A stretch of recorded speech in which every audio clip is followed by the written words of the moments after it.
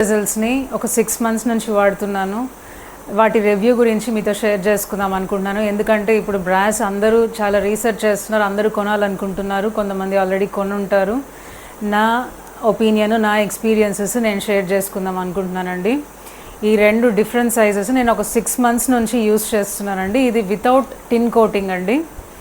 ఇదేమో 3 లీటర్స్, ఇది 3.5 లీటర్స్ అండి.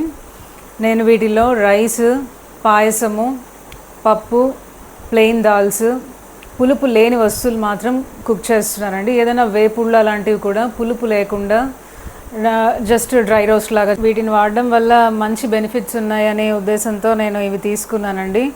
ఇది మనకు కాపర్, జింక్ మనము దీనిలో కుక్ చేయడం వల్ల మన ఫుడ్లో కాపర్, జింక్ 2 యాడ్ అయ్యి అది మనకు ఇమ్యూనిటీని పెంచుతుందండి. అది దీని మెయిన్ బెనిఫిట్. పూర్వకాలంలో చాలామంది బ్రాస్ వెజల్సే వాడేవాళ్ళండి. వాళ్ళు అందుకే అంత ఆరోగ్యంగా చాలా గట్టిగా ఉండేవాళ్ళు.